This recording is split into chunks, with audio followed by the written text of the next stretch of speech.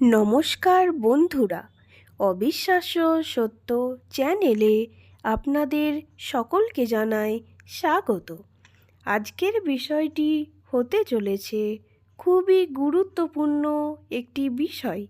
হ্যাঁ বন্ধুরা, আপনারা আশা করি ঈশ্বরের কৃপায় অনেক সুস্থ আছেন, ভালো আছেন এবং আমি এই প্রার্থনাই করি। আজকের বিষয়টি হলো ভীম একাদশী সম্পর্কে আমি কিছু নতুন তথ্য নিয়ে হাজির হয়েছি। যেই সমস্ত তথ্যগুলি আপনারা জানতেন না সেগুলি আজকে জেনে নিন। হ্যাঁ বন্ধুরা, একাদশী একটি অতি পূর্ণ একটি দিন এবং এই একাদশীর মধ্যে ভীম একাদশীটি একটি অত্যন্ত গুরুত্বপূর্ণ একাদশী। এই একাদশীতে আপনারা কি কি করবেন, কি কি করবেন না, এছাড়াও কীরকমভাবে নিয়ম পালন করবেন এবং এর মাহাত্ম্য, গুরুত্ব সমস্ত কিছু নিয়ে আমি আজ আলোচনা করতে এসেছি। আশা করি সকলেই আমার ভিডিওটা মনোযোগ দিয়ে শুনবেন এবং তথ্যগুলি জেনে নিন। ঈশ্বর আপনাদের সব সময় কল্যাণ করবেন।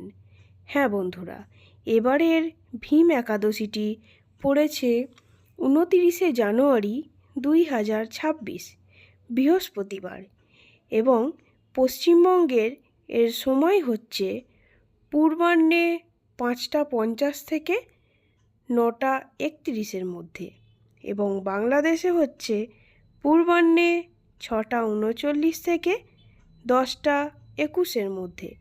হ্যাঁ বন্ধুরা, আপনারা এই সময়টা একটু ভালোভাবে মনে রাখবেন এবং এর সম্বন্ধে আমি আরও কিছু কথা বলছি। সেগুলি হলো মাঘ মাসের শুক্লপক্ষের একাদশীকেই ভীম একাদশী বলা হয়। এইটির ভালো অর্থ হলো ভৈমী একাদশী। আমরা চলিত ভাষায় ভীম একাদশী বলে থাকি। হিন্দু ধর্মের কাছে এই দিনটি অত্যন্ত গুরুত্বপূর্ণ এবং পবিত্র একটি দিন।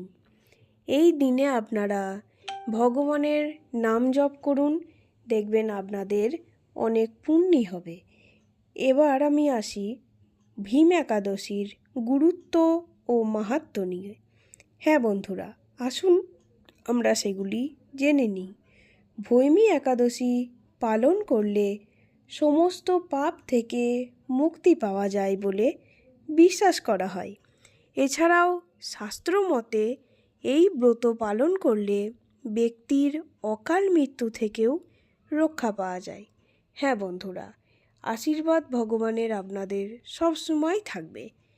এবার আমি আসি একে কেন ভৈমী একাদশী বলা হয়। সেটি হলো মহাভারতের পঞ্চপাণ্ডবদের কথা আমরা সকলেই জানি।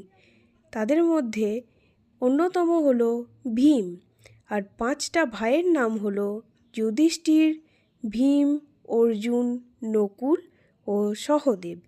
তার মধ্যে ভীম এই একাদশী পালন করেছিলেন বলে এর নাম ভৈমী একাদশী। সেই থেকে ভীম একাদশী বলা হয়। এবার আমি আসি এই ভীম একাদশী আপনারা কিভাবে পালন করবেন, তাও নিয়ম অনুযায়ী।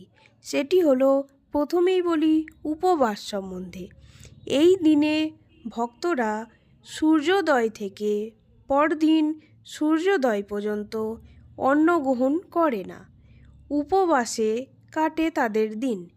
হ্যাঁ বন্ধুরা, উপবাস আমাদের শরীরের পক্ষে খুবই গুরুত্বপূর্ণ একটি জিনিস।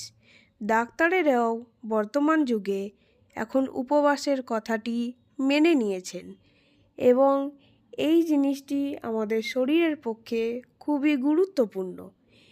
এবার আসি আমি পূজা অর্চনার ব্যাপারে। সেটি হলো ভগবান বিষ্ণুর আরাধনা করা হয় এই দিনটিতে। এই দিনে আপনারা ঈশ্বরের শরণাপন্ন হয়ে থাকলে আপনাদের গৃহ থেকে সমস্ত অশুভ শক্তি দূর হয়ে যাবে, নেতিবাচক শক্তি থাকবেই না ঘরে। এছাড়াও আপনাদের শারীরিক দিক সবসময় সুস্থ ও ও স্বাভাবিক থাকবে। এছাড়াও শ্রীকৃষ্ণের চরণে আপনারা সেই দিন তুলসী ও ফুল অর্পণ করুন। এটি অত্যন্ত শুভ একটি জিনিস। হ্যাঁ বন্ধুরা, এবার আসি আমি হরিনাম সংকীর্তনের ব্যাপারে। সেটি হলো অনেকের বাড়িতে হরিনাম সংকীর্তন মাঝে মাঝেই দেওয়া হয়।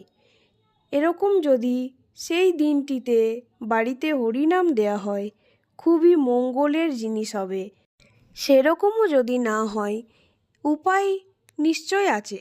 সেটি হলো আপনারা নিজেরাই বাড়িতে নাম গান করুন বা ঠাকুরের বই পড়ুন। সবথেকে ভালো হয় শ্রীকৃষ্ণের অষ্টোত্তর শতনাম পাঠ করার চেষ্টা করবেন।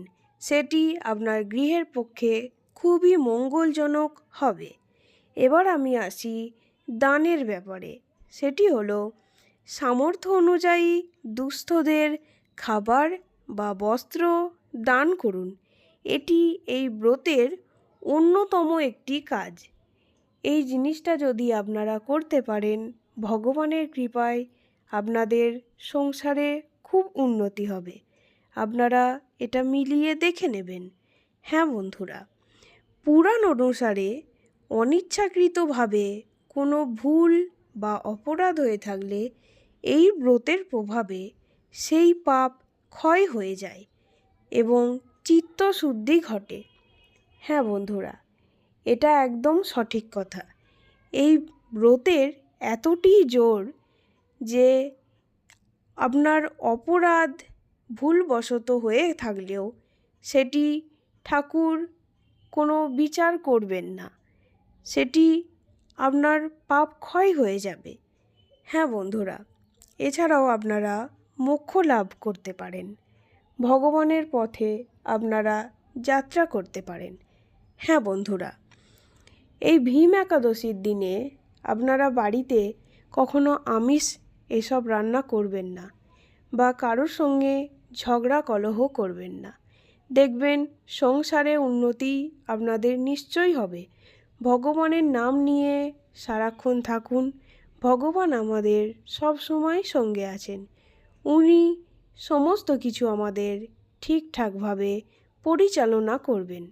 হ্যাঁ বন্ধুরা, এরকম নানা রকম অজানা তথ্য জানতে আমার চ্যানেলটি সাবস্ক্রাইব করুন এবং আমাদের পাশে থাকুন। ধন্যবাদ।